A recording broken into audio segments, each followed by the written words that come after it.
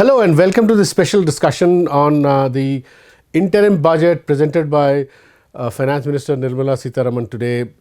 She laid down the government's achievements for the last 10 years and she also gave an indication, a pointer to what this government's whole social and economic philosophy is and how this government would carry forward some of their policies over the next 5 years.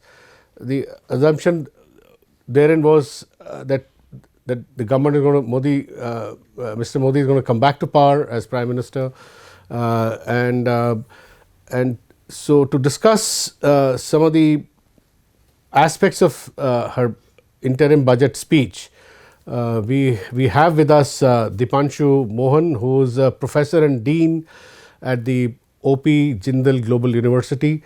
He is also a visiting professor at London School of Economics. He has been writing regularly for The Wire. He's written a number of articles over the last several years on this regime's economic policy, analyzing the outcome of the economic policies and social policies as well. So welcome to this conversation, Deepanshu. So why don't we start with some of the central themes that Finance Minister Nirmala Sitharaman laid out in this budget, and she claimed that the Modi government in the last 10 years was completely focused on 4 segments of the society, and these segments, as she mentioned, were women, youth, the poor, and farmers. Now, obviously, there would be overlap between these categories because there are among the poor there would be farmers, among the poor there would be women. But she specifically said that the Modi government was completely focused on these 4 categories and will continue to be focused on these 4 categories, and then the entire budget, various propositions of the past and what they're going to do in the future, she kind of put them together, keeping these 4 categories in mind. So you tell me, what you have been studying this government's policies and you've been writing about this government's economic policies. So how do you see this claim? How do you assess this claim that these are the categories that the government has tried to empower and uplift, and in future also they would do so?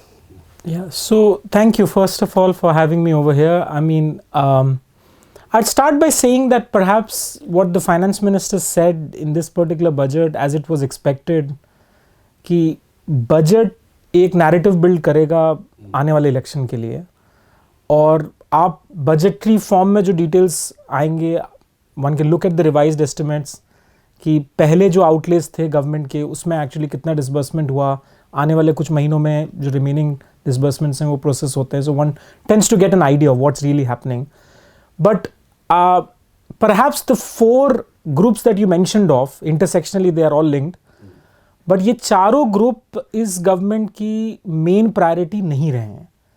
And some of us, and I will not count my self alone, but many economists who have been just looking at hard data, and एक सबसे बड़ी difficulty आज के समय में जो इस government के साथ हुई है कि जो इंडिया का इकोनॉमिक डेटा आर्किटेक्चर है, स्टेटिस्टिकली जो इतना रोबस्ट था, one of the best developing countries में हम लोग का डेटाबेस माना जाता है, वो आज के समय में कम्प्लीटली एक कोलैप्स स्टेट में है. And I say that for the reason that to understand what the poor are actually experiencing, we don't have good hard quality data right now जो इस चीज़ को बता पा सके. I will give an example that recently debate हुई थी poverty पे कि मोदी गवर्नमेंट के अंडर पावर्टी रिडक्शन हुआ है, जिसमें नीति आयोग का पेपर आया था मल्टी डायमेंशनल पावर्टी इंडेक्स में. इसमें बजट में भी दावा किया कि 25 करोड़ लोग मल्टी डायमेंशनल पावर्टी से बाहर आ गए. एंड वो पूरा मतलब ये इसमें कोई, you don't have to be a trained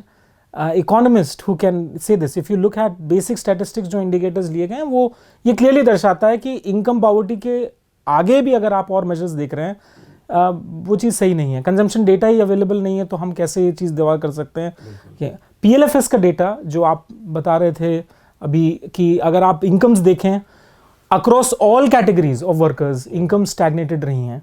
उसके ऊपर इन्फ्लेशन का जो एक एज अ टैक्स बर्डन आया है, उससे उसका जो वर्स इम्पैक्ट है वो हमारे 60% इनकम क्लास पर आए, जिसकी इनकम्स गिरी हैं पिछले 5 साल में.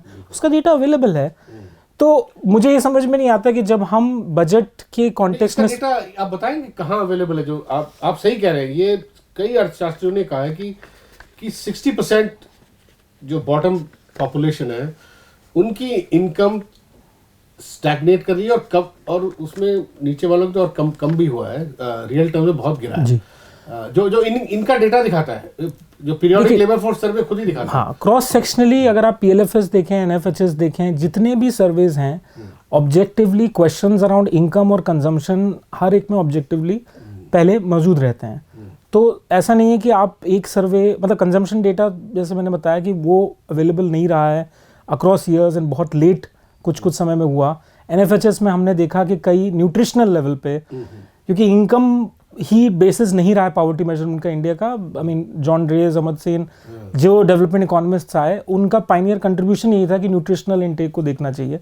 Having said all of that, अगर आप चलिए पुअर को एक कैटेगरी में रखें और वुमेन की बात करें, लेबर फोर्स पार्टिसिपेशन रेट में इंडिया की परफॉर्मेंस वर्स्ट है in developing countries. Informal employment में हमारे 80% वर्कफोर्स के वर्कर्स इनफॉर्मल अनसिक्योर्ड वर्कफोर्स का पार्ट हैं. ये इंपॉर्टेंट चीज़ें हैं बिकॉज गवर्नमेंट इन विषयों के बारे में, मैंने तो फाइनेंस मिनिस्टर को पिछले इतने बजट से मैं सुन रहा हूँ, अनएम्प्लॉयमेंट की प्रॉब्लम को इन्होंने एक्नॉलेज भी नहीं किया है.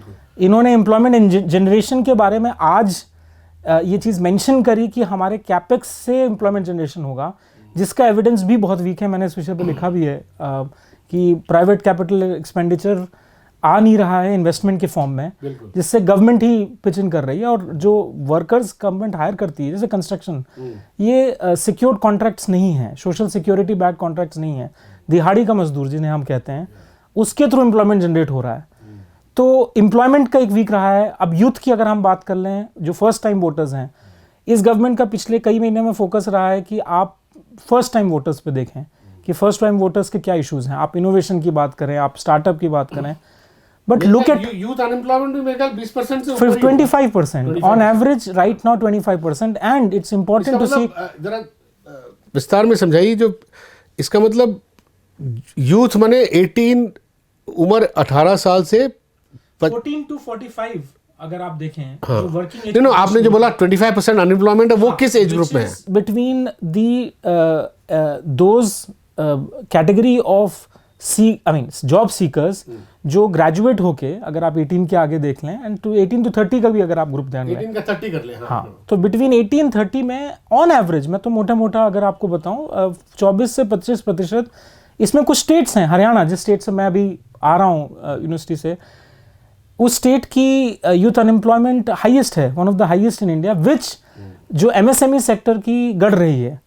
जो स्ट्रेंथ और बैकबोन रहा है इंडिया का एम्प्लॉयमेंट क्रिएशन में, वो ऑटोमोबाइल नहीं है, वो सर्विसेज नहीं है, वो इंडिया का MSME सेक्टर है.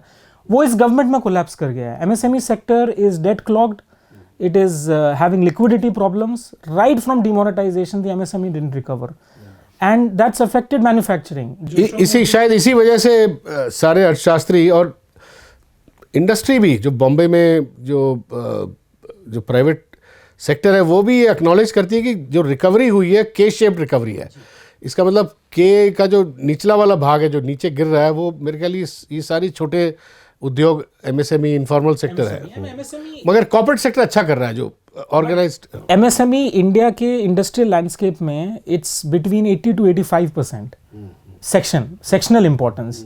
अगर आप देखें in terms of income contribution, but employment contribution में 80 से 85% जो एम्प्लॉयमेंट क्रिएट हो रहा है इंडिया में, वो MSME के बुनियाद पे होता है, मैन्युफैक्चरिंग में. बाकी और हैं, आप रेलवेज देख लीजिए, कंस्ट्रक्शन, बहुत सेक्टर्स हैं जिसमें एम्प्लॉयमेंट आता है. बट ये एक मेजर पॉइंट रहा है. आई मीन एम्प्लॉयमेंट पे तो काफ़ी डिस्कशंस ऑलरेडी हुए हैं. The fourth factor around farmers, हमने फार्मर्स के विषय में देखा था कि गवर्नमेंट जब पावर में आ रही थी 2014 में, फिर फार्मर्स की डबलिंग ऑफ इनकम पे बोला गया, कोई उसके विषय पे बात नहीं करता। इनफैक्ट कोई कन्वर्सेशन भी उस विषय पे नहीं होता कि फार्मर इनकम्स को क्या हुआ है। चलिए अगर आप ये बोलें कि डबल हुई कि नहीं हुई, ठीक है, अगर कुछ पैंडेमिक की वजह से डिसरप्शंस हुए, वन कैन अंडरस्टैंड, बट जो प्राइस राइज एक्सपीरियंस किया इंडिया ने 2 एरियाज में, फूड इन्फ्लेशन और फ्यूल इन्फ्लेशन, दोनों डबल डिजिट्स रहा है। एंड ये 1-2 महीने की बात नहीं है। मुझे याद है एक डिस्कशन में नीति आयोग के काफ़ी इकोनॉमिस्ट ने ये चीज़ बोली कि नहीं, ये ट्रांजिटरी इन्फ्लेशन है, it will be around for a while and उसके बाद ये गायब हो जाएगा। 20 से 22 महीने तक कंसिस्टेंटली डबल डिजिट इन्फ्लेशन रहा है। और ये प्राइसेस, कोई ये बोले कि अगर ये प्राइस राइज हो रहा है तो फार्मर्स को तो ज़्यादा पैसा मिलना चाहिए अपनी उपज के लिए, उल्टा हुआ है। ज़्यादातर ये अर्बन सेगमेंट्स में जहाँ होलसेलर्स बेनिफिट करते हैं ज़्यादा, एंड इंटरमीडिएटरीज और मिडिल मैन ज़्यादा प्रेफर करते हैं, फार्मर्स ने इनकम प्राइस नहीं देखे हैं। Input cost on the other hand बढ़ी हैं, क्योंकि गवर्नमेंट ने सब्सिडीज़ पे उतना ज़्यादा खर्चा नहीं किया है। अगर आप नेट रिवाइज्ड एस्टिमेट्स में भी देखें तो सब्सिडी एक्सपेंडिचर उतना नहीं बढ़ा है जितना एंटिसिपेटेड था। और ये सोचा जा रहा था कि शायद इस ईयर में जिसमें इलेक्शन है, शायद ये एफर्ट लिया जाए कि फार्मर्स ने जो पेन एक्सपीरियंस किया है, किसान आंदोलन एक खाली इस विषय का आंदोलन नहीं था कि काले कानूनों के खिलाफ फार्मर्स ने कंप्लेंट की। काफ़ी चीज़ें हैं जो फार्मर सेंट्रिक पॉलिसी मेकिंग का पार्ट इस गवर्नमेंट की मनोदशा में नहीं रहा है। ना आइडियोलॉजी का पार्ट है, ना थिंकिंग का पार्ट है, ना इकोसिस्टम का। So, I mean, all of these 4 groups. And also women, I want to draw your attention to women. ये women empowerment की बात करते हैं और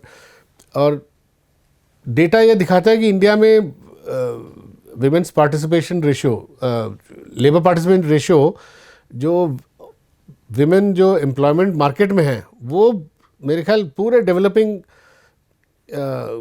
दुनिया के डेवलपिंग इकोनॉमीज से में सब तुलना की जाए तो मेरे ख्याल इंडिया का सबसे कम है। और खासकर यूपी बिहार में तो मैंने सुना सिंगल डिजिट में है। मतलब उतने ही 100 में से 8 या 9, 10 जी, ये ऑर्गेनाइज सिक्योर्ड एम्प्लॉयमेंट के फिगर्स हैं, बिल्कुल। और अनपेड लेबर में women's labour force participation rate अगर देखा जाए सबसे हाईएस्ट है, that's one. Second, unorganised informal sector में सबसे हाईएस्ट है। प्रोफेसर अरुण कुमार तो इस विषय पे उन्होंने काफ़ी लिखा है। एंड अगर आप जनरली देखें, विमेन एम्प्लॉयमेंट की प्रॉब्लम इंडिया में इस वजह से नहीं कि विमेन काम नहीं करना चाह रही हैं, there are social factors, cultural factors, all of those are there, it's not denying that, but it's very important कि women centric employment opportunities create नहीं हुई हैं। हम विमेन को एक ग्रुप देख रहे हैं एज अ वोट बैंक, जो एंटाइटलमेंट के साथ, कैश ट्रांसफर्स के साथ एक पार्टी को वोट कर लेंगे, जैसे आपने एमपी में देखा। बट एमपी, और इस पॉइंट पे ये चीज़ कहा गया, एमपी हैं, यूपी हैं, राजस्थान है, पुअर सेंटर्ड वेलफेयरिज्म, जिसको पुअर सेंटर्ड एंटाइटलमेंट कहें, उसमें आप अगर किसी को अनाज ज़्यादा दे दें या आप किसी को कैश ट्रांसफ़र कर दें, उसकी इफेक्टिवनेस से वोट एक ओवर पीरियड ऑफ टाइम तक ही आएगा। People will look for upward mobility. मतलब आप कह रहे हैं एम्पावरमेंट नहीं हो रहा है, ये बिल्कुल एंटाइटलमेंट ही चल रहा है। बिल्कुल। हालांकि दावा इनका ये है कि पिछली सरकारें एंटाइटलमेंट पॉलिसी पे बिलीव करती थी, और हम ये कह रहे हैं कि ये एम्पावर कर रहे हैं इन सारी कैटेगरीज को, फार्मर्स को, विमेन, औरतों को, महिलाओं को, किसानों को, यूथ और गरीब, इन जनरल गरीबों को। नहीं, उसका एक अच्छा एग्जाम्पल भी है। आप देख लीजिए कितना यूथ आज के समय में एजुकेशन के लिए जो अफोर्ड कर सकता है वो बाहर जा रहा है। आप जॉब्स में देख लीजिए, अभी बहुत ज़्यादा जा रही है कि अगर इजराइल कल को नौकरियां दिखा रहा है तो कैसे एक डिमांड ऑफ जॉब सीकर्स है जो बाहर जाने के लिए हो रहा है। मैं पहले एक कॉन्सेप्ट था जो इकोनॉमिक सोशियोलॉजी में एलीट अबैंडनमेंट के बारे में बात करते थे कि एलीट एक समय के बाद एक कोलैप्सिंग इकोनॉमी से छोड़ता है। मेरे हिसाब से आज के समय में मिडिल क्लास, जो एस्पिरेशनल मिडिल क्लास है, seeing that it is not getting the kind of upward mobility that it should, वो भी छोड़ने को जा रहा है। And that is perhaps the biggest human capital disaster India can experience. मैं विश्वास ही नहीं कर सकता, अगर हम विकसित होने की बात कर रहे हैं 2047 में, 100 साल की इंडिपेंडेंस के बाद, आज की तारीख में जिस तरह का ह्यूमन कैपिटल बेस है इंडिया का, हम 85% फंक्शनली इलिटरेट पॉपुलेशन को प्रोड्यूस कर रहे हैं एम्प्लॉयमेंट के लिए। ये फैक्ट अजीत घोष, जिन्होंने लेबर इकोनॉमिस्ट रहे, इन्होंने नंबर्स के थ्रू ये चीज़ बताई थी कि आपकी इंडियन इंटरनेशनल इकोनॉमी के हिसाब से जो वर्कर मार्केट है जो यूनिवर्सिटीज़ के साथ आ रहा है, इसीलिए अगर आप अनएम्प्लॉयमेंट के भी फिगर्स देखें तो एडुकेटेड अनएम्प्लॉयमेंट में level of unemployment in urban areas is the highest and that too within women. ये विमेन और मेल अनएम्प्लॉयमेंट में एजुकेटेड अनएम्प्लॉयड सबसे ज़्यादा हैं, बिकॉज सेल्फ एम्प्लॉयड वो हो जाएगा जो लिटरेट नहीं है, एंड वो सेल्फ एम्प्लॉयमेंट की कैटेगरी का राइज होना एम्प्लॉयमेंट में, it denotes the failure of the government, not the creation of new jobs. मगर ये तो बीजेपी तो दावा करती है कि जो सेल्फ एम्प्लॉयमेंट है वो इनकी एक स्ट्रक्चरल एक स्ट्रैटेजी है कि क्योंकि उद्योगों में इतना एम्प्लॉयमेंट नहीं होता तो लोगों को आप लोन दीजिए, मुद्रा लोन, स्वनिधि, अलग अलग किस्म के जो छोटे जो खेमे वो लगाने वाले जो स्ट्रीट वेंडर्स जो है उनको लोन देके उसको ये एम्प्लॉयमेंट में गिनवाना चाहते हैं। मगर वो मेथोडोलॉजी, वो प्रॉब्लम है उसमें, मेथोडोलॉजी में कोई ऑलरेडी जिसने दुकान लगाई हुई है उसको आपने 50,000 दे दिए और उसने कुछ और सामान अपने दुकान में भर लिया, तो इसका मतलब कोई नया एम्प्लॉयमेंट तो नहीं क्रिएट हुआ, वो तो पहले थे। नहीं, मैं उस पर ऐसे बोलूँगा कि अगर आप ऐसे बोल रहे हैं कि टेकरी वाले को और जो कार्ट पे है उसको आपने पेटीएम की फैसिलिटी करा के आपने उसको एम्पावर कर दिया, कल को अगर पानी बरस रहा है या वो किस वजह से अपने काम पे वो नहीं लगा पाया तो उसकी तो कमाई उस दिन की पूरी नहीं हुई, और वो उस कमाई के बेसिस पे रोज़ का रेंट दे रहा है, खर्चे कर रहा है, उसकी हेल्थ केयर कवर्ड नहीं है।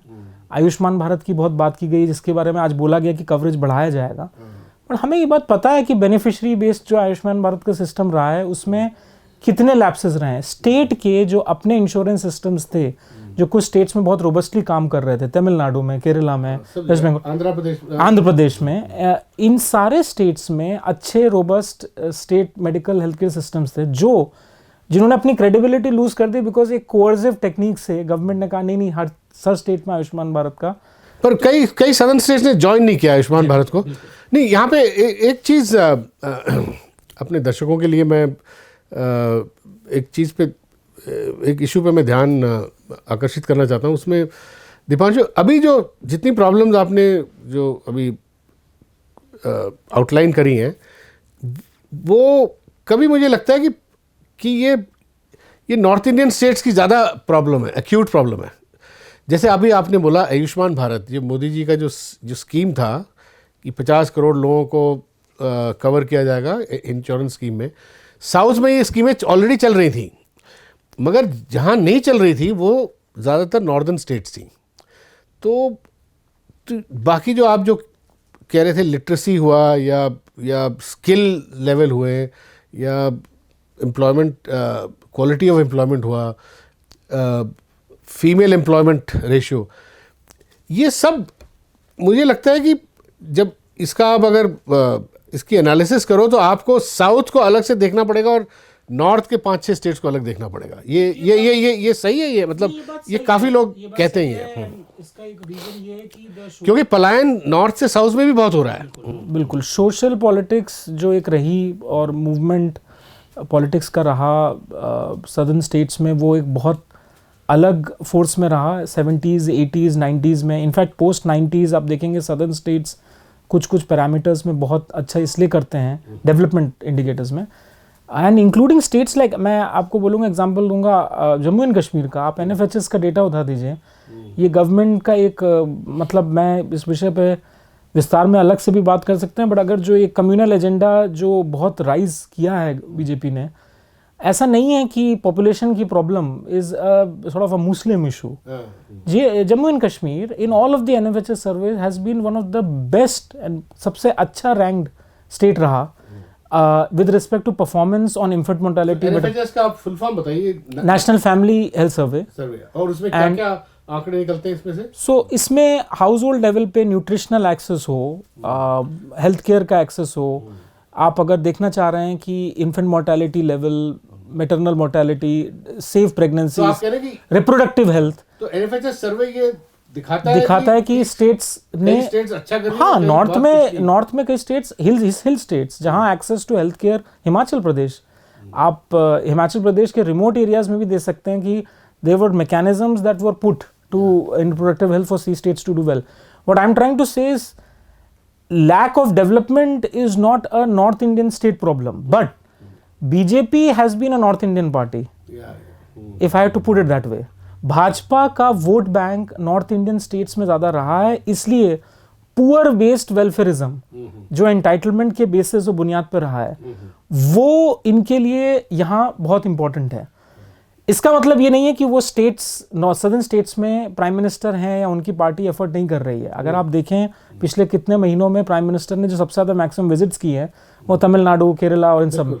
सो देर इज वोट शेयर बढ़ रहा है धीरे धीरे पार्टी का. एंड उसके एक सिंपल अर्थमेटिक कैलकुलेशन होना चाहिए कि जो अपोजिशन स्टेट्स हैं, रीजनल पार्टीज को छोड़ के अगर आप नेशनल अपोजिशन देखा जाए, ये एक बहुत बड़ा चैलेंज नेशनल अपोजिशन के लिए है. इन regional parties and state elections, जिन विषयों पे हम लोग ने बात करी, चाहे पुअर को आप मुद्दा उठा लें, महंगाई का मुद्दा उठा लें, अनएम्प्लॉयमेंट का, क्लियरली भाजपा के जो एक प्रमुख लीडर के नाम पे, अगर नरेंद्र मोदी के नाम पे वोट्स आ रहे हैं, वो स्टेट इलेक्शंस में ऐसा नहीं हो रहा है. इसलिए क्योंकि स्टेट में आप मोबिलाइज कर पा रहे हैं resources to be able to fight on those issues. National level पे अपोजिशन की वीकनेस रही है, विच इज वाई अगर आप आज का बजट भी देख लें, ये अपॉर्चुनिटी देता है गवर्नमेंट को कि वो आंकड़ों के साथ कैजुअल रहें, अपने आप को एक आगे का विजन दें. एक लैक ऑफ प्लानिंग के तहत आप बताएं कि 2047 में आप क्या करने वाले हैं. आपके अगले 5 साल की प्लानिंग का आइडिया नहीं है, पता नहीं कि आप कब एलोकेशंस बदल दें. ट्रेड पॉलिसी आप उठा लें जिसमें इतने एक्सपोर्ट्स, ये बात हो रही थी कि इंडिया ने एक्सपोर्ट बहुत किया है. ये बात सही है कि इंडिया ने एक्सपोर्ट बहुत किया है because of a fragile global economy, but India ने इंपोर्ट डबल किया है of consumer goods and durables, which has been feeding the manufacturing sector. In fact GST का रेवेन्यू, इनफैक्ट इनका तो पूरा जो आत्मनिर्भर जो इनकी पॉलिसी है मोबाइल मैन्युफैक्चरिंग को लेके, पूरा इंपोर्ट पे डिपेंडेंट है अभी तक. एंड इस पे रघुराम राजन की जो अभी रिसेंट किताब है, there is enough data. I think what happens is कि समटाइम्स इतना पोलराइज्ड कन्वर्सेशंस इन डिस्कोर्स हो गया है कि हम उस नैरेटिव को सेपरेट नहीं कर पाते हैं जो हार्ड डेटा रियलिटी में दिखा रहा है. इंडिया की स्ट्रक्चरल प्रॉब्लम्स बहुत समय से रही हैं, ये कोई 2014 के बाद की यूनिक चीज़ नहीं है. द प्रॉब्लम इज कि एक इंटेलेक्चुअल बैंकरप्सी जिसे कहा जाता है, कि आपने एक्सपर्ट्स को जो पॉलिसी में आपको फीडबैक दे सकते हैं, बता सकते हैं कि कहाँ इश्यूज हैं, उनके आप फीडबैक को सीरियसली नहीं लेते. गवर्नमेंट इसमें इंटरेस्टेड है कि वाइट पेपर 2014 तक इकोनॉमी का की बुरी हालत रही उस पर निकाले, बट ये नहीं देखे कि एग्जिस्टिंग लास्ट 8 to 9 ईयर्स में जो डिस्ट्रप्शंस हुए डिमोनेटाइजेशन के बाद, आपके कोविड पैंडेमिक में कितने ज़्यादा लेवल पे इनफॉर्मल एम्प्लॉयमेंट पे इम्पैक्ट हुआ, उस पे डिस्कशंस बहुत ही लिमिटेड रहे हैं. एंड एज अ रिजल्ट वो एक नैरेटिव को फ्यूल करता है जिसमें आप जैसे बता रहे हैं नॉर्थ इंडियन स्टेट्स में आप वोट भी लाते हैं, आप प्रॉमिस भी एंटाइटलमेंट बेस्ड वेलफेयरिज्म करते हैं, और आप ये कह भी पाते हैं कि नहीं हमने तो यूथ और पुअर और वुमेन के लिए बहुत कुछ किया है. एक यहाँ पे ना एक और बहुत इम्पोर्टेंट इशू है जो बजट में फाइनेंस मिनिस्टर ने बोला कि भाई सब स्टेट्स को साथ लेके चलना चाहते हैं और एक डेवलपमेंट में स्टेट्स को पार्टनर बनाना चाहते हैं. मगर रियलिटी ये है, जो अभी मैंने जयति घोष जो इकोनॉमिस्ट हैं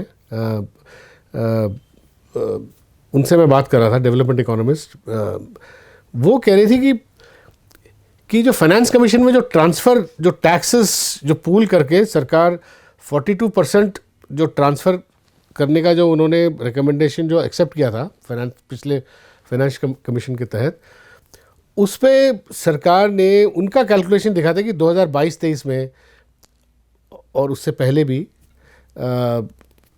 वो 42% is actually working out to a transfer of only 31-32%, क्योंकि इस सरकार ने पिछले 7-8 साल में जो सेस जो इम्पोज करते हैं, तेल पे भी उन्होंने काफ़ी, और चीज़ों पे भी, एडुकेशन सेस, कई किस्म के जो सेस वो इम्पोज करके, और टोटल जो टैक्स कलेक्शन है उसका मेरे ख्याल 22-23% अभी सेस से कलेक्ट करते हैं, और सेस स्टेट्स के साथ शेयर नहीं किया जाता.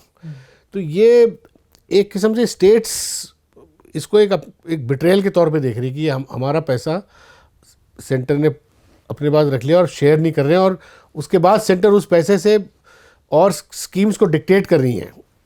तो ये जो ये और जैसे ये पीएम किसान ये वो जो सेंट्रल स्कीमें हैं और उस पे अगेन पॉलिटिकली इसमें सारा एक पॉलिटिकल एक पूरा मोटिवेशन है कि मोदी जी डिसाइड करेंगे कि किस तरह ये कहाँ जाएगा और कई स्कीमें लेके आए हैं जिसका ये प्रचार कर रहे हैं जो मोदी की गारंटी जो बताते हैं ये अपने सारे प्रचार में, तो वो स्टेट्स का दावा है कि वो सारा स्टेट्स का हिस्सा लेके ये एक किस्म से एक सेंट्रल लेवल पे एक लाभार्थी वेलफेयर पॉलिटिक्स कर रहे हैं। तो इसमें 3 आई थिंक की इश्यूज हैं। पहला कि स्टेट के साथ जो डेवल्यूशन ऑफ फंड्स में एक पार्टिजन पॉलिटिक्स के तहत सर्टेन स्टेट्स जो बीजेपी गवर्न स्टेट्स हैं उधर डेवल्यूशन का पैटर्न अलग रहा है, नॉन बीजेपी स्टेट्स का पैटर्न अलग रहा है। डेटा में ये बहुत क्लियरली एविडेंट है। सेस का जो इशू आपने बताया उठाया कि वो बहुत इम्पोर्टेंट है।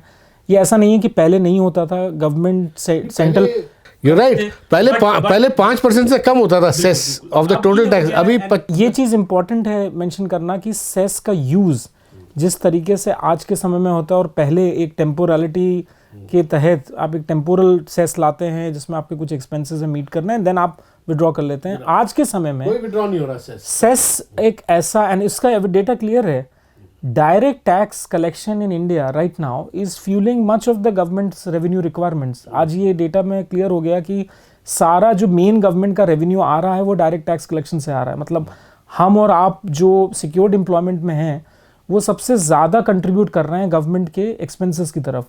अब ये एक्सपेंसेस कहाँ हो रहे हैं, तो एज देश के नागरिक हमको तो ये अधिकार बनता है कि आप चलिए रोड्स और हाईवेज बना रहे हैं। डायरेक्ट टैक्स से भी आ रहा है जिस और इनडायरेक्ट टैक्स और पेट्रोल डीजल के बिल्कुल टैक्स बढ़ाए हैं। हाँ, उसमें तो बट डायरेक्ट टैक्स का कलेक्शन इतना कभी इस लेवल पर नहीं था जितना ये आज के जो नंबर्स में आया। इनडायरेक्ट टैक्स कलेक्शन इंडिया में हायर है क्योंकि 70 से 80% टैक्स का वेटेज इनडायरेक्ट टैक्स की तरफ अगर आप ऐसे रेशियो ऑफ जीडीपी देखें तो इनडायरेक्ट टैक्स का मेरे ख्याल शेयर बड़ा है, बहुत बड़ा है, बहुत बड़ा है। वो बिल्कुल है, जीएसटी के आई थिंक तहत वो चीज़ बड़ी है। जीएसटी तो हर जगह लगा है। हैविंग सेड दैट, मैं जो going back to state devolution के जो कॉन्टेक्स्ट में बात थी कि पार्टिजन पॉलिटिक्स का एक रोल है जिसमें आप पॉलिटिकल प्रेफरेंसेस के तहत आप स्टेट्स को पैसा दे रहे हैं, नहीं दे रहे हैं, आप विदहोल्ड कर रहे हैं, चाहे वो आपके मतलब अगर एक सिविक म्यूनिसिपैलिटी में फंड एलोकेशन में महाराष्ट्र में हमने रिसेंटली देखा कि अगर अपोजिशन एमएलएस को या कैंडिडेट्स को पैसा नहीं मिल रहा है जो उनका डेजिग्नेटेड फंड है,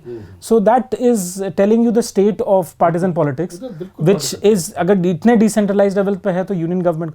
बट उसमें एक बड़ा जो मेजर इशू ये है जो आई थिंक कई बार मिसिंग हो जाता है, कुछ इकोनॉमिस्ट ने आर्ग्यू किया कि क्या गवर्नमेंट उतना पॉलिटिकली अपनी आइडियोलॉजी में ये चीज़ अकोमोडेट कर रही है कि उसको स्टेट्स के साथ काम करना है कि इश्यूज़ में हेल्थ केयर, एजुकेशन, ये स्टेट लिस्ट में सब्जेक्ट्स आते हैं, न्यूट्रिशनल एक्सेस की कई स्कीम्स हैं, तो स्टेट्स के पास वो स्पेस है नहीं जिसमें वो ये स्कीम्स इम्प्लीमेंट करें। इनफैक्ट स्टेट्स से कन्फ्रंटेशन है, जिस तरह इन्होंने नीट को इम्प्लीमेंट किया जो तमिलनाडु ने उस पर प्रोटेस्ट किया, और जिस तरह आयुष्मान भारत में सदर्न स्टेट्स ने कहा भाई हम तो ऑलरेडी 70% लोगों को दे रहे हैं इंश्योरेंस, आप अपनी स्कीम ला के आप उस पर सेंटर का मोदी जी का टप्पा लगाने की कोशिश कर रहे हैं, तो कई सदर्न स्टेट्स ने पार्टिसिपेट भी नहीं किया उसमें।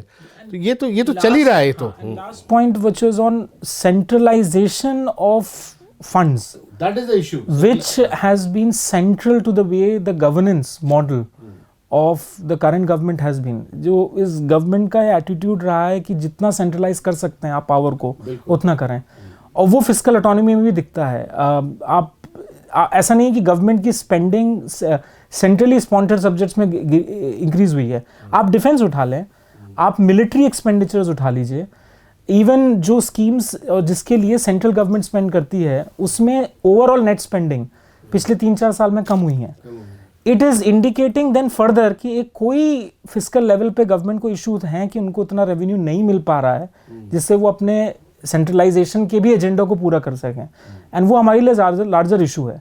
अगर इनकी बोरोइंग्स 83 to 84% ऑफ जीडीपी है गवर्नमेंट की, और इसके बारे में आईएमएफ ने क्वेश्चन किया है, और आपके रेवेन्यू मार्जिन्स अभी भी वीक हैं, प्राइवेट इन्वेस्टमेंट वीक है, तो गवर्नमेंट स्पेंडिंग के थ्रू ग्रोथ आना तो ये सस्टेनेबल मॉडल नहीं है किसी भी इकोनॉमी के लिए। जिसके बारे में IMF ने क्वेश्चन किया है। अब आगे अगर आप बोरोइंग के थ्रू फाइनेंस कर रहे हैं तो आप ये देखेंगे कि इनडायरेक्ट एंड डायरेक्ट टैक्सेस वो बढ़ते ही जाएंगे, जो कि हो रहा है, एंड वो उसका बर्डन इन्फ्लेशन के साथ आपके डिस्पोजेबल इनकम को और कम करेगा। तो इसी वजह से आप देख रहे हैं कि मिडिल क्लास हो या आपके काफ़ी एलिट हायर कंज्यूमर क्लास हो, they are more interested in spending on imports, they are more interested in spending on travel tourism abroad, and उसके बेसिस पे गवर्नमेंट ये रियलाइज कर रही है कि नहीं, आपको कुछ चीज़ों पे ध्यान रखना। अनफॉर्चुनेटली आई थिंक उस पर रिफ्लेक्शन लिमिटेड है। अगर आप ह्यूमन कैपिटल डेवलपमेंट को इग्नोर करेंगे, फिजिकल इंफ्रास्ट्रक्चर आगे आप चाहे जितने रोड्स और रेलवेज बना लें, वो एक लिमिटेड सक्सेस देगा। तो ये जो सरकार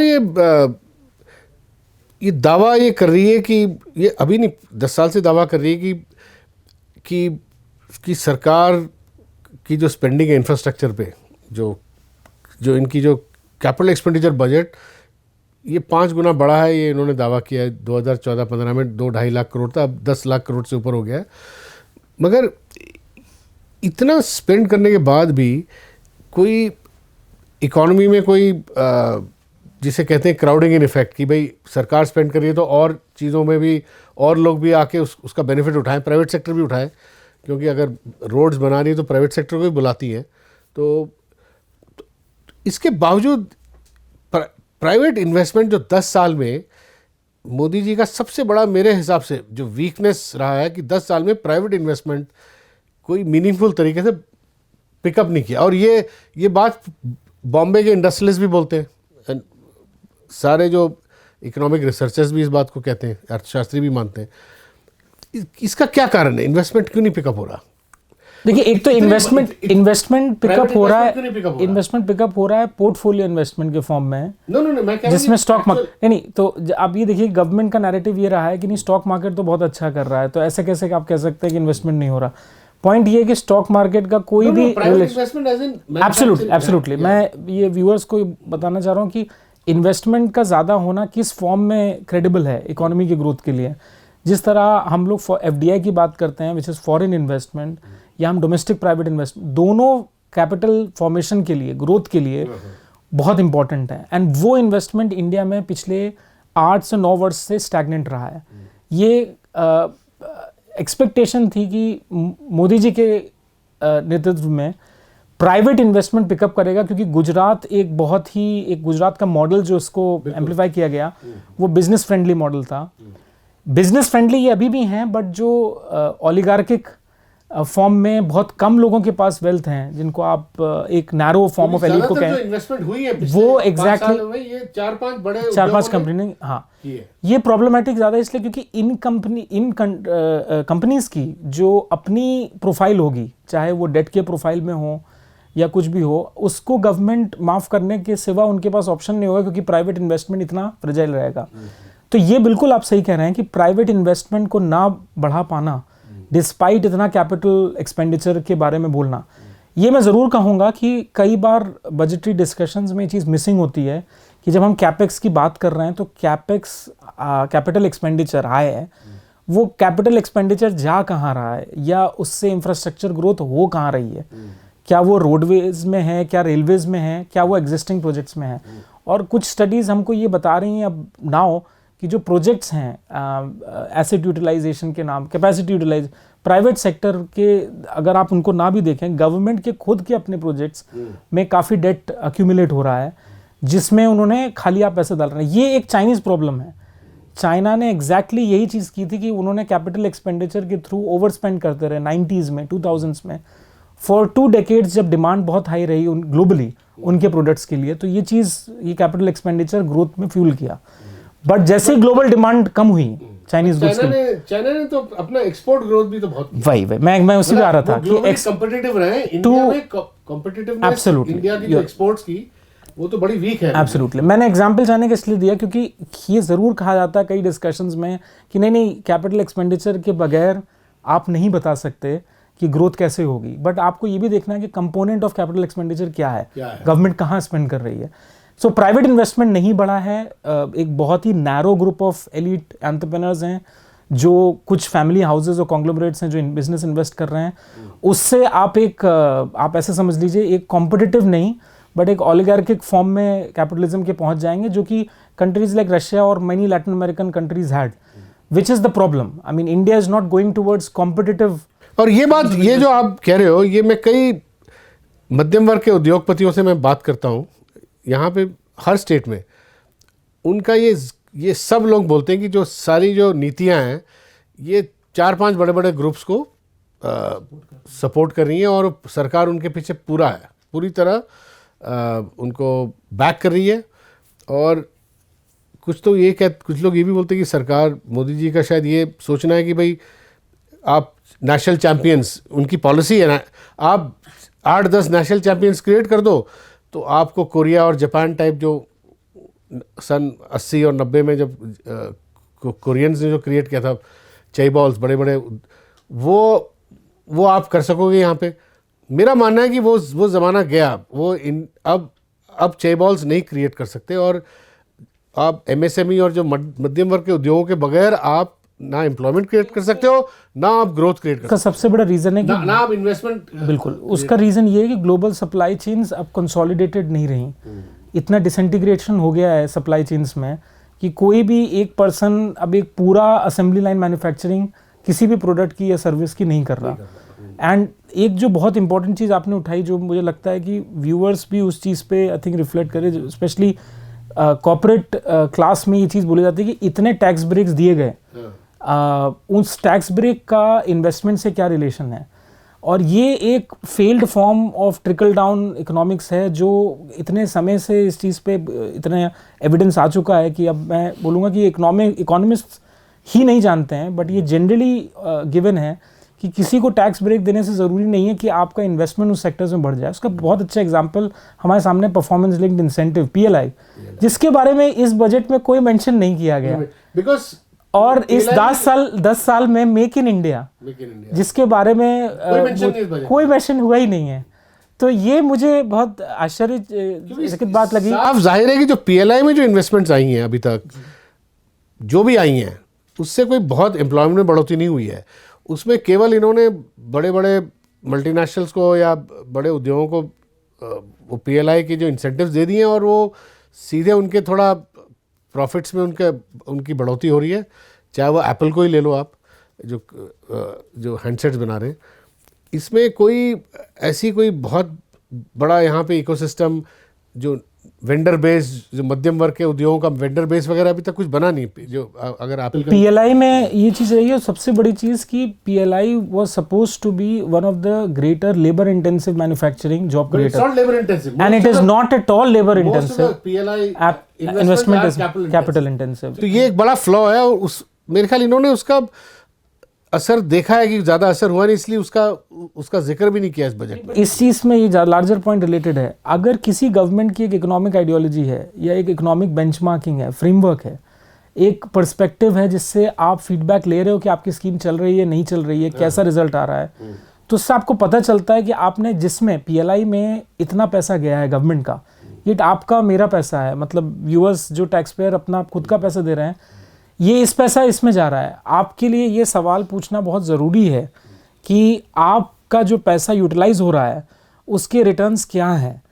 आपके पैसे के बुनियाद पे जिसके बेसिस पे सोशल वेलफेयर एक्सपेंडिचर कम हो रहा है, मनरेगा का बजट कम हो रहा है, हेल्थ का बजट कम हो रहा है, एजुकेशन का बजट कम हो रहा है. रिवाइज एस्टिमेट्स में तो अब ये चीज़ क्लियर आ रही है, बट ओवरऑल भी नेट 9% GDP अगर आप ओवरऑल भी एजुकेशन में स्पेंड कर रहे हैं, आप नैरेटिव बिल्ड कर सकते हैं कि एक नेशनल एजुकेशन पॉलिसी आप ले आए जो कि 20-30 साल. सॉरी, GDP एजुकेशन में टोटल मेरे ख्याल अभी तो बहुत कम है, नहीं 6% इनका वो था, लक्ष्य था, मगर अभी 4% से नीचे. अभी तो 3% से कम है overall of GDP. But overall जितना ये एक्सपेंडिचर कर रहे हैं, अगर 100 रुपए गवर्नमेंट स्पेंड कर रही है उसमें 10 से कम ये एजुकेशन में डाल रहे हैं. GDP का 3% से कम है, 3% से कम है, और 2% से कम तो आपका हेल्थ में है. सो इससे ये दर्शाता है कि आप उन एरियाज पे स्पेंड नहीं कर पा रहे जहां आपको सबसे ज्यादा करना चाहिए, सोशल इंफ्रास्ट्रक्चर जिसे कहते हैं. हाँ, एंड उसके साथ साथ जिन एरियाज पे आप स्पेंड कर रहे हैं वहां आप देख रहे हैं कि ना लेबर एम्प्लॉयमेंट क्रिएट हो रहा है, ना उन सेक्टर की ग्रोथ हो रही है, और वो उन कंपनीज को बढ़ावा दे रहे हैं जिन कंपनीज का इंडिया में खाली एक मार्केट एक्सपेंशन का पर्सपेक्टिव है, चाहे वो एप्पल हो चाहे टेस्ला हो। एक और I'll finish with this. Another important area where this government has claimed big victory, big achievement in terms of having turned around that sector. But actually, मेरे हिसाब से वहाँ ज़्यादा कुछ हुआ नहीं है। वो है फाइनेंशियल सेक्टर, बैंकिंग। इन्होंने बैंकिंग सेक्टर जो है पिछले 10 साल में, मोदी जी के पूरे कार्यकाल में, ज़्यादातर बैंकिंग सेक्टर संकट से गुजरा है। और क्योंकि वो संकट से इसलिए गुजरा है क्योंकि बैंकों ने बेतहा पैसा बिजनेसेस को दिया हुआ था। क्रोनी कैपिटलिज्म के तहत लोगों ने पैसे लिए, वापस नहीं किए, और बैंक की बैलेंस शीट सारी ध्वस्त हो गई थी एक ज़माने में। और पिछले 3-4 साल में ही सरकार ने इन सब बैंकों को नई पूंजी दी। वो सब आप और हमारा टैक्स का पैसा है। 14 लाख करोड़ राइट ऑफ हुआ है बैंक्स का। राइट ऑफ होने के बाद भाई आप जब करदाताओं का पैसा लेके, हमारा तुम्हारा पैसा लेके, आप अगर बैंक को पूरा उनकी आपने बैलेंस शीट ठीक कर दी तो ये कोई बहुत बड़ा अचीवमेंट तो नहीं है। मगर उन्होंने कहा भाई हमने बैंक को सब साफ कर दिया है, अब ग्रोथ होगा, अब बैंक उद्योगों को पैसे देना शुरू कर देंगी। ये दावा उन्होंने 2 साल पहले किया कि भाई हमने बैंकों का सब क्लीन कर दिया बैलेंस शीट। ठीक है, 14 लाख करोड़ राइट ऑफ हुआ है, कई उद्योगों ने पैसा वापस नहीं किया, सब बैंक्रप्सी कोर्ट्स में गई हैं वो। और उन्होंने कहा कि ये बहुत बड़ा रिफॉर्म है कि सब हम उद्योगों को जो उन्होंने पैसा नहीं लौटाया उनको हम बैंक्रप्सी कोर्ट में डाल के उनको बेच के उनसे रिकवर कर रहे हैं पैसा, मगर कोई रिकवरी नहीं हुई है।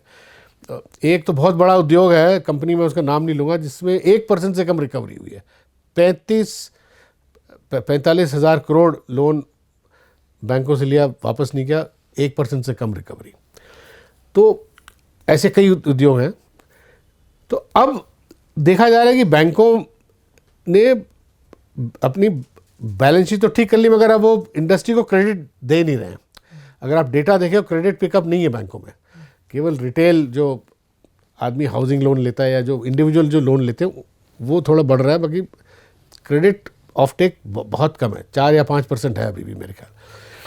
तो निर्मला सीतारमण जी ने बजट में बोला कि भाई हम फाइनेंशियल सेक्टर के लिए एक बहुत बड़ा एक विजन हम सोच रहे हैं लाने की, जिससे हम उनका स्केल बढ़ाएंगे। बैंकों का जो स्केल, एक बड़ा बैंक होगा जो खूब अच्छी तरह जो देश के ग्रोथ को फ्यूल करेगा, मतलब कुछ बड़े बड़े बैंक होंगे। तो ये भी इनके एक विजन में है। तो ले देके बैंकिंग सिस्टम में अभी भी प्रॉब्लम्स हैं, और आरबीआई बार बार ही अपने रिपोर्ट्स में कहती है कि भाई थोड़ा संभल के चलिए, हमने बैंकों को ठीक तो कर दिया, मगर ये दोबारा ऐसी आपदा ना आ जाए जो बैंकों का हुआ था। तो how do you see the financial sector, you know?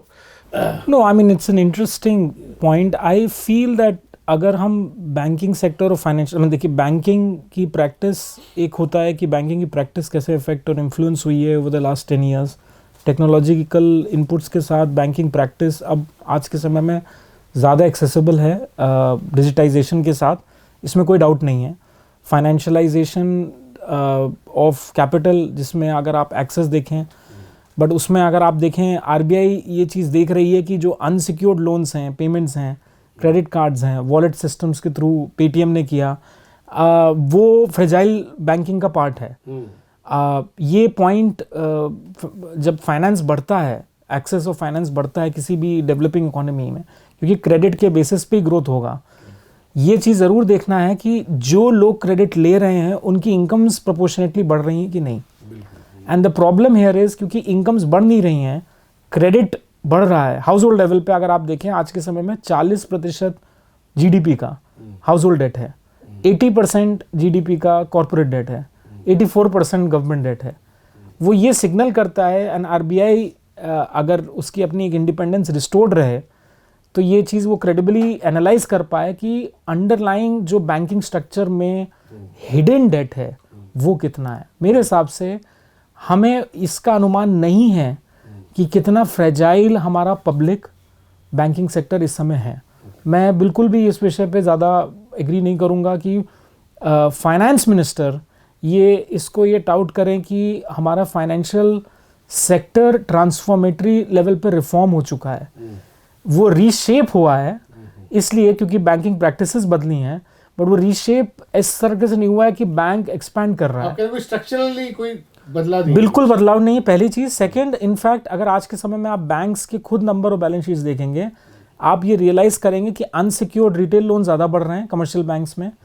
Housing जो कि एक मेजर एरिया है, उसमें ये डिपेंड करता है कि आप किन सिटीज़ के बेसिस पे और किस सेक्टर्स में बात कर रहे हैं। कुछ सेक्टर्स में जहाँ इनकम्स बढ़ी हैं, अपर 20% 40% जिनका इनकम राइज हुआ होगा, वो शायद हाउसिंग लोन ज़्यादा ले पाएँ। बट अगर आप ओवरऑल देखें नेट क्रेडिट डिमांड के बढ़ने से अगर वो क्रेडिट इन्वेस्टमेंट पर्पसेस में नहीं जा रहा है तो वो अनप्रोडक्टिव क्रेडिट होके डेट में ट्रांसलेट हो जाएगा। मेरा अनुमान ये है, जो भी डेटा मैं देख रहा हूँ, a lot of the credit that is being taken right now is turning into debt and explosionary debt, something which would increase. क्या यही वजह है कि लोगों की सेविंग्स भी गिर रही है, household savings? Absolutely. I mean savings गिरना, इनकम्स स्टैग्नेट करना और प्राइसेस बढ़ना, और आज के समय में एक जो बड़ी चीज़ है डेट बढ़ना, है तो कॉन्सिक्वेंशियल फैक्ट है। और सबसे बड़ी चीज़ कि रुपी की वैल्यू, जो रुपी की वैल्यू है आज के समय में, जो आप 100 रुपये में पहले खरीद रहे थे 2013 में, आज वही शायद आपको 130-140 रुपये में मिले। अगर रियल लेवल पे अगर आपकी इनकम नहीं बढ़ी है, इन्फ्लेशन बढ़ता गया है, तो आप ये समझेंगे कि कितना ज़्यादा हाउस होल्ड बजट पे जो आपका फिक्स्ड एक्सपेंस होता है, रेंट हो गया, रेंट तो इन्फ्लेशन के डेटा से भी कैप्चर इतना नहीं हो पाता। तो ये आई थिंक मुझे लगता है फाइनेंशियल सेक्टर को एक आइसोलेटरी लेवल पे देखना, मैक्रो इकोनॉमिक रियलिटीज से अलग हटके, ये गलती होगी। क्योंकि काफ़ी कंट्रीज ने जो ये किया, लैटिन अमेरिका, अर्जेंटीना बहुत क्लासिक एग्जांपल है। अर्जेंटीना का फाइनेंशियल सेक्टर कंसोलिडेट होकर कुछ बैंक्स बन गए, बट डेट बढ़ता रहा, गवर्नमेंट भी लेती रही। और ये तो आप कह रहे हो कि जब इकोनॉमी अगर वीक रहे, लोगों की इनकम ना बढ़े, तो बैंकों की स्थिति इंप्रूव नहीं हो सकती। बैंकों की स्थिति इंप्रूव नहीं हो सकती। और जहां लोन बैंक्स देंगे, जो कि दे रहे हैं, भाई बैंक्स को क्रेडिट कार्ड्स देने में कोई प्रॉब्लम नहीं है, बट वो अनसिक्योर्ड होंगे, एंड आरबीआई वो नहीं चाह रहा। इसी वजह से जो एक्शन पेटीएम पे लिया गया है, नॉन कंप्लायंस वजह से भले ही हो, मगर ये एक लार्जर मैसेज है कि आप अनसिक्योर्ड क्रेडिट देना कम करें। और आज के समय में चाहे वो HDFC हो, ICICI, प्राइवेट बैंक्स, हम और आप प्राइवेट बैंकिंग से अफेक्टेड हैं, बट जो आम जनता है, पब्लिक सेक्टर बैंकिंग की स्थिति डीमोनेटाइजेशन के बाद से, लिक्विडिटी जो क्रंच आया और क्रेडिट में डिमांड बढ़ते के बाद भी बैंक नहीं देना चाह रहा था क्रेडिट, वो आज के समय में और वीक ही हुई है, अच्छी नहीं हुई। एक चीज़ दीपांशु में, एक आखिरी समय कम है, मेरा एक अनुमान ये है कि अगर मोदी सरकार की जो नीतियों के पीछे फिलॉसफी आप देखें, जो मूल जो इनकी सोच है, तो मेरे को ये लगता है कि इन्होंने 10 साल में कुछ बड़े उद्योगों को पूरी तरह सपोर्ट किया, हाँ, तो और जो नीचे के जो तबके हैं, जो ज़्यादा लाभार्थी जिसे बोलते हैं, उनको last mile free food, 60% population को फ्री राशन, और कई किस्मों की PM किसान, ये वो ऐसे बेनिफिट ट्रांसफ़र करके इनकी पॉलिटिकल इकोनॉमी इनकी ये रही है कि जो नीचे वालों को थोड़ा खुश रखो और बड़े उद्योगों को भी खुश रखो, और बीच वाले जो मध्यम वर्ग के लोग हैं, मेरे को लगता है कि उन्हें सबसे ज़्यादा इम्पैक्ट हुआ है। जो आप जो बोल रहे हैं ना, जो इन्फ्लेशन, इनकम स्टैग्नेट होना, इन्फ्लेशन की मार, रियल इनकम्स गिरना, क्योंकि जो बहुत गरीब है वो तो बेचारा वैसी दबा हुआ, उसको तो अपने लाभार्थी जो फ्री खाना मिल रहा है, जो भी, उससे वो अपना गुजारा कर लेता है। हाँ, मिडिल जो है, जो मिडिल का जो 500 मिलियन है, वो this class has suffered the most. और बड़े उद्योगों को तो इन्फ्लेशन का कोई फर्क, ये चीज़ सही है कि 500-600 मिलियन जो वो मिडिल क्लास रहा, और मिडिल क्लास में भी 3 तरह के middle class, lower middle class and upper middle class, अगर आप तीनों को भी जोड़ लें, वो एक राशन इकोनॉमी का पार्ट रहा है इंडियन इकोनॉमिक हिस्ट्री में पोस्ट इंडिपेंडेंस। आज के समय में वो राशन जो सिस्टम था उसको हटा दिया गया है कम्प्लीटली। तो you are left on your, you are made आत्मनिर्भर। So what I'm saying- आपको आत्मनिर्भर बना दिया गया है मार्केट फोर्सेस के द्वारा, जो मार्केट फोर्सेस किसी भी फॉर्म में गवर्नमेंट से इंटरवीनरी लेवल पे रेगुलेटेड नहीं है। इसका मतलब क्या है? इसका मतलब ये है गवर्नमेंट की इकोनॉमिक आइडियोलॉजी, अगर मुझे बोला जाए कि आप 10 साल में आप कैसे देखते हैं, मेरी समझ में गवर्नमेंट की आइडियोलॉजी इकोनॉमिक फिलॉसफी और इकोनॉमिक प्रिंसिपल्स पे तो नहीं है। ये एक पावर के लेंस से देखा जाए, पॉलिटिकल साइंस के स्टूडेंट जैसे कहते हैं या पॉलिटिकल थ्योरी के स्टूडेंट कहते हैं, जहां पावर कंसोलिडेट करनी है और जो वहां चलता है और जो वहां बनता है, गवर्नमेंट ने उन्हीं एरियाज पे स्पेंड किया। Exactly. So the top, मैं actually the budget announcements- big business for all your resources to run your. Where big business is important, इन्होंने बिग बिजनेस को देखा है, इन्होंने जहां They help you run your election machinery. Absolutely And the bottom most because you have to consolidate. Consolidate the vote bank and poor central welfarism. मैं इस विषय पे बार बार इसलिए बोल रहा हूँ कि नॉर्थ इंडिया में जहाँ की भारतीय जनता पार्टी पावर में है, उन पुअर के लिए जो एंटाइटलमेंट्स काम करते हैं उन पे तो बहुत काम हुआ है, कोई डाउट नहीं कि फंडिंग हुई है, रोड्स बनी हैं, सब कुछ हुआ है, मगर आपका वो कितना उस लेवल पे एम्पावरमेंट, अपवर्ड मोबिलिटी लाता है, वो तो अलग क्वेश्चन है, वो अलग which is why I feel कि मिडिल क्लास जो इंडिया की बैकबोन और स्पाइन रहा है, वो धीरे धीरे इस स्ट्रक्चर ऑफ गवर्नेंस में और स्ट्रक्चर ऑफ इकोनॉमिक थिंकिंग में शायद अपने आप को इंडियन स्टोरी के साथ नहीं जोड़ पाए। Exactly. एंड इसीलिए विकसित होना मुझे नहीं लगता पॉसिबल है गवर्नमेंट का इस करंट स्टोरी में। इसी पे मेरा इशारा था। Anyway, so that's it. Thanks a lot for talking to us, Dipanshu. I think हमने काफ़ी विस्तार से एनालिसिस किया है अलग-अलग जो एस्पेक्ट्स हैं इस बजट का। धन्यवाद। Thank you. द वायर के और वीडियोस देखने के लिए सब्सक्राइब करें और बेल आइकन पर क्लिक करें। स्वतंत्र पत्रकारिता की आर्थिक मदद करने के लिए डिस्क्रिप्शन में दिए गए लिंक पर जाएं और अपनी राशि चुनें।